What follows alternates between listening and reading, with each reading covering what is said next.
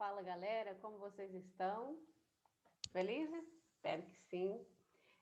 Vamos dar continuidade à nossa revisão, certo?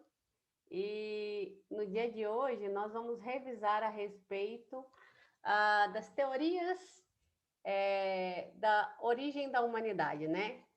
Não sei se vocês estão lembrados, mas nós temos algumas teorias. Na verdade, são muitas teorias sobre a origem da humanidade e eu destaquei três para vocês e nós vamos recordar aqui. A primeira teoria e também uma das mais antigas, né, é o criacionismo, que é a teoria a qual acredita que Deus criou o mundo, né? É uma teoria que está descrita na Bíblia, né? A Bíblia que é para nós uma fonte histórica também. Então, essa teoria se encontra na Bíblia para os cristãos, mas existem outros povos também que acreditam que foi Deus que criou o mundo e que não são cristãos, mas acreditam num Deus que cria. A teoria da Bíblia, né, o criacionismo, eu coloquei aqui para vocês, ele é descrito mais ou menos assim. No princípio, criou Deus o céu e a terra, e Deus disse, faça-se a luz. E a luz foi feita. Depois Deus disse, faça-se um firmamento, céu, as águas e a terra, as plantas e as árvores. Deus criou as aves do céu e os animais da terra. E também nos criou. Essa teoria é conhecida como criacionismo. Então, é uma das teorias mais antigas que nós temos. Depois, lá no século XIX, nós tivemos a teoria do evolucionismo, tá? Que é do Charles Darwin, tá? Lá no século XIX, ele propôs uma teoria que diz que os seres vivos evoluíram ao longo de milhões de anos, de acordo com a seleção natural, que é o mais forte, aquele que mais é capaz de se adaptar ao meio, consegue sobreviver e gerar descendentes, né? Então, essa é a teoria do evolucionismo, teoria da evolução, do Charles Darwin. Ele também acreditava que nós todos viemos de um ancestral comum, então nós todos viemos de um mesmo ser. E aí fomos evoluindo ao longo de milhões de anos para chegar no que nós somos hoje. E por último, nós temos a teoria do design inteligente. Essa teoria ela é mais recente, ela ganhou força no final do século XX, lá para 1993, mais ou menos. E essa teoria ela foi composta por um grupo de cientistas que se reuniram para questionar os pontos falhos da teoria da evolução. Então, o design inteligente ele questiona a teoria da evolução, porque o que se diz de teoria de evolução acredita que nós meio que viemos do nada, né? Aconteceu um processo genético, teve o Big Bang, uma grande explosão, e depois do Big Bang, que criou-se o universo, as criaturas começaram a se formar do nada, sem uma intervenção divina, como acredita o criacionismo. O design inteligente, ele questiona isso. O que o design inteligente fala é que precisa de uma inteligência, uma força superior para que os processos começassem a acontecer. Então, ele acredita na ciência, que houve uma ciência por trás, porquê, uma explicação, que não foi do nada, mas existe um poder superior moderando as ações. E um exemplo que eu dei para vocês foi a questão que é até colocado muito em livros, a do relógio, o relógio divino, né? Por quê? Os cientistas explicam, se você por acaso andar e tropeçar numa pedra, você não vai se questionar por que aquela pedra está ali, né? É um processo natural. Mas, por exemplo, se você andar e tropeçar num relógio, que é uma coisa muito mais complexa, porque um relógio ele não vem pronto. Ele tem um monte de peças, né?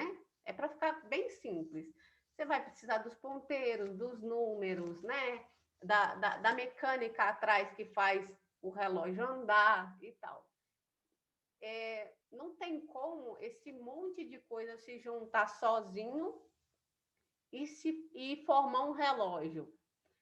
Precisa de uma interferência, mesmo que todas as peças sejam colocadas ali. Vamos supor, você coloca todas as peças de um relógio na mesa. Mesmo que eles estejam um do lado do outro, eles não vão se formar sozinhos. O design inteligente é mais ou menos isso.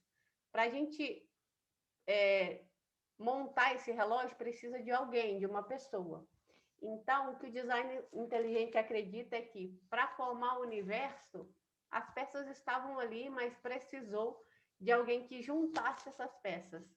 E seria, então, a interferência de uma inteligência, de um poder superior, para organizar organismos complexos. É mais ou menos isso que é a terceira teoria.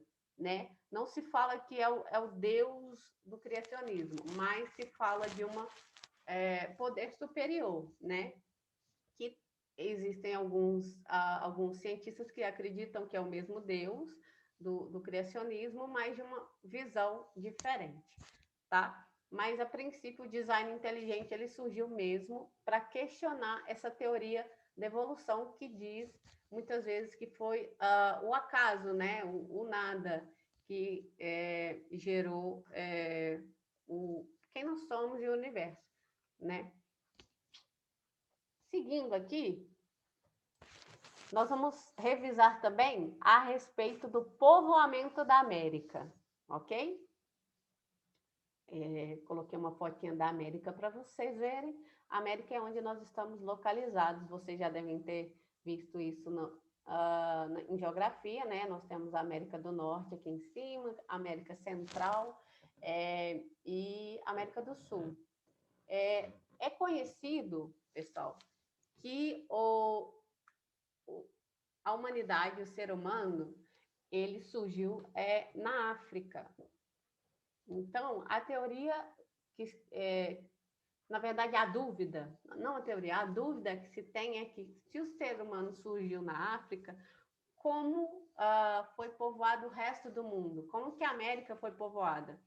Hoje em dia, no nosso cenário atual, nós entendemos que é muito difícil explicar por quê. Nós temos oceanos separando a África da América, né? Então, o que se questiona é como, então, um homem pré-histórico, nós vimos, lembra que do homem pré-histórico, que ainda estava aprendendo a descobrir o mundo, aprendendo a descobrir as coisas, né? Ainda mal sabia como sobreviver, como o homem pré-histórico chegou aqui à América. Nós vimos, pessoal, e aí vocês vão se lembrar, que o homem pré-histórico foi por um grande período de tempo nômade, certo? Foi nômade. Isso significa que ele se locomovia para buscar alimento, ok? Então, houve uma grande geleira em determinado tempo, e aí existe uma teoria que é a teoria do Estreito de Bering, tá? Coloquei aqui para vocês, ó, Estreito de Bering. Essa teoria acredita que a Terra passou por um processo de glaciação. O que é glaciação? Congelamento, que as águas congelaram. E essa glaciação criou um canal, né, vamos dizer, uma passarela, uma passagem, ok? Para que esses hominídeos vindos da África pudessem passar. E por que eles se locomoveram? Por que eles saíram da África e foram caminhando para explorar novas terras? É porque eles queriam conquistar? Na verdade, não. Acredita-se que por causa dessa glaciação, o alimento ficou muito escasso. Então, eles tiveram que locomover mesmo, andar à procura de alimentos. E aí sim, eles saíram aqui da Sibéria, ó, bem no topinho do mapa que eu coloquei para vocês, saíram da Sibéria, passaram pelo Alasca, lá na América do Norte, e foram descendo à procura de alimento. Isso, claro, pessoal, nós estamos falando de milhões de anos, de muitos anos, né? Há muitos anos atrás, milhões é um exagero, mas há muitos mil anos atrás, acreditou-se que o homem saiu à procura de alimento e foi à procura de alimento, chegou à América, procurando alimento, chegou à América e até chegar aqui na América do Sul, onde nós estamos. Isso é um processo de muitos anos. Essa é uma teoria muito aceita, ok? Os cientistas até acreditam bastante. Só que o que aconteceu? Vocês concordam comigo que se o ser humano surgiu na África, passou ali pela Ásia, né? Aí atravessou, foi para a América do Norte, e aí, muitos anos depois, veio até a América do Sul. Nós estamos falando de muitos quilômetros de extensões territoriais muito grandes. As pessoas não fariam isso em um ano, né? Principalmente nas condições encontradas, muitos mil anos. Então, vocês concordam comigo que as ossadas, né, os esqueletos encontrados, né, os fósseis encontrados desses hominídeos, eles teriam que ser mais novos, mais recentes na América do Sul do que, por exemplo, na América do Norte? E aí, por causa disso, essa teoria de Berggren, ela foi, por muitos anos, a mais visada, a mais conhecida, a mais reconhecida. Só que o que aconteceu? Há uns anos atrás, encontrou-se o esqueleto da Luzia, que é um esqueleto famoso, vocês vão conseguir ver a tela no Museu Nacional, né? Lembra que eu postei o link para vocês visitarem virtualmente? Então, lá no Museu Nacional, encontrava-se o esqueleto da Luzia, que é um hominídeo muito antigo, sabe? De mais de 10 mil anos atrás. Então, começou-se a questionar esse Estreito de Bering, como se não fosse a única hipótese de povoamento da América.